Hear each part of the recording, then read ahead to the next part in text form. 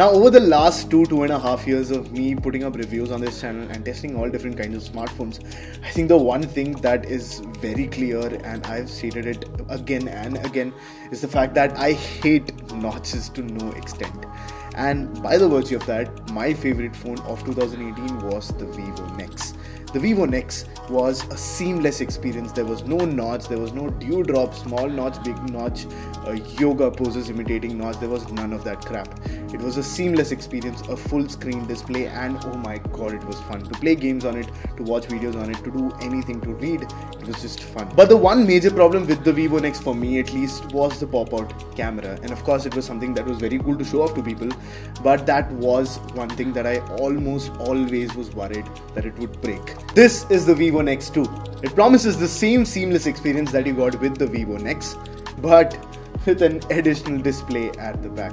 Hey, this is Sreehari from Mr. Phone, and here are 5 reasons why we think the Vivo Nex 2 should definitely come to India.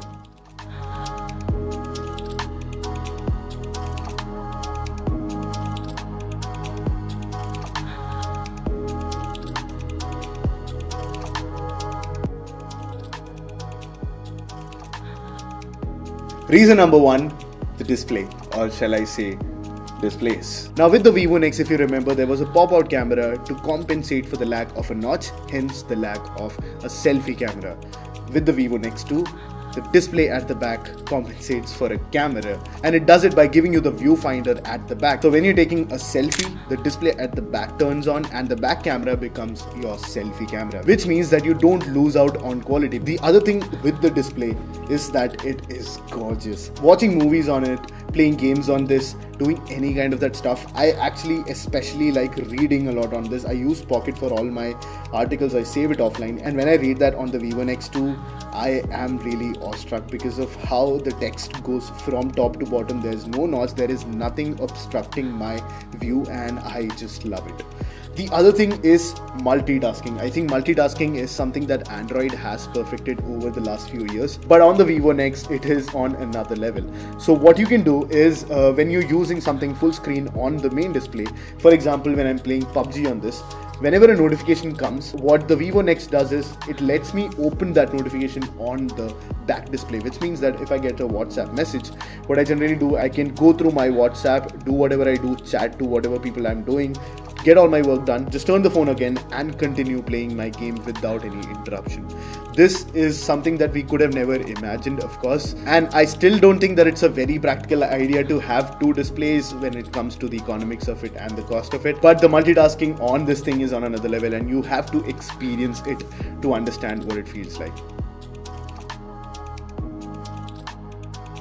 Now, my second favorite feature, without a doubt, on the Vivo Nex 2 is the camera and the features that the camera comes with. Now, of course, we only have 1 camera array, but we have 3 lenses, so 2 of them are standard. The third one is a time-of-flight 3D camera, which actually lets us capture some fun images in panorama and also helps in the 3D face recognition, which is present for the back camera, hence the back screen. Now in the Nex 2, we have a lot of modes like the standard photo, video, AR stickers, the AI beauty, all the stuff that you find normally in a camera. But apart from that, there are few Vivo Nex 2 specific things that you can do. There is something called pose. This is one of the gimmicks that is there in the camera, but I actually found a lot of use for it.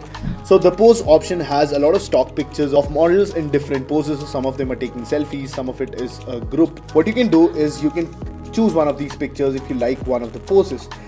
You can add that, and what the back camera will do is show the other person also what the picture looks like, so that they can align themselves like the picture. Now another thing that I liked on the back camera was the portrait lighting modes that were there. There is of course studio light, stereo light, there is one called loop light, one is monochrome background.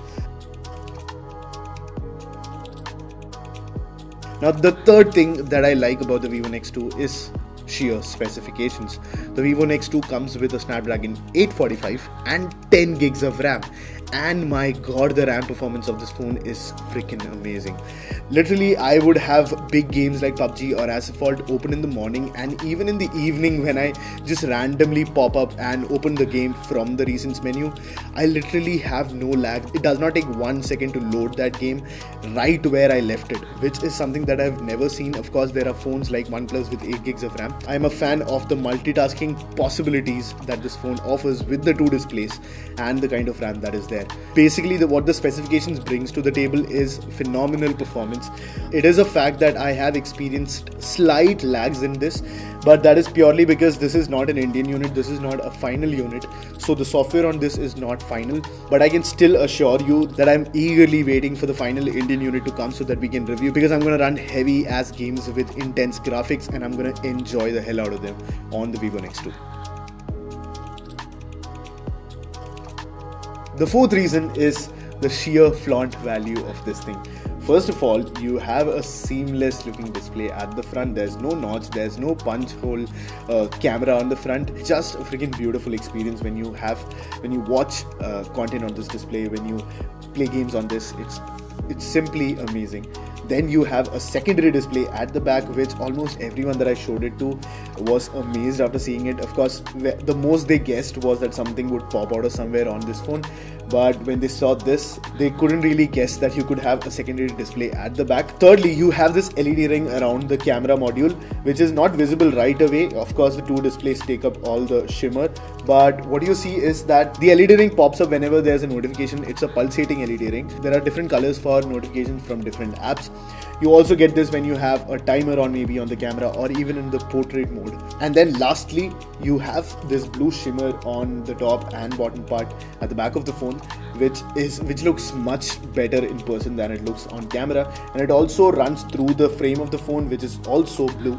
It blends in perfectly and it is clearly a flaunt worthy phone. Finally, the fifth reason why we think the Vivo Nex 2 should come to India is because it's a great phone. Of course, there are a lot of gimmicks on this phone, arguably gimmicks, but there are a lot of them on this phone. Some of them you might use, some of them you might not.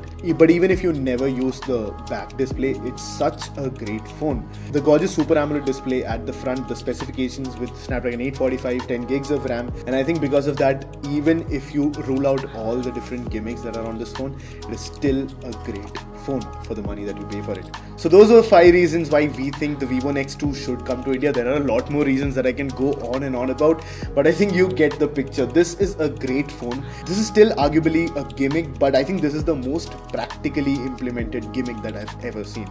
So with that, we come to an end of this video. Let me know what you think of the Vivo Nex 2. Let me know if you'd like the phone to come to India. Maybe know if you would want to put your money on the Vivo Nex 2. It costs around 52,000, 50 to 60,000 in China, and I think that should be the price range when it comes to India, slightly higher maybe, but it is still a great phone at that price. We'll obviously be doing a review for this phone if and when it comes to India, so please stay subscribed for that if you want to see that, and hit the bell icon so that you get notified when that video drops. But apart from that, I guess this is it. Thank you so much for watching. This is Sreehari from Mr. Phone, and I'll catch you in the next one.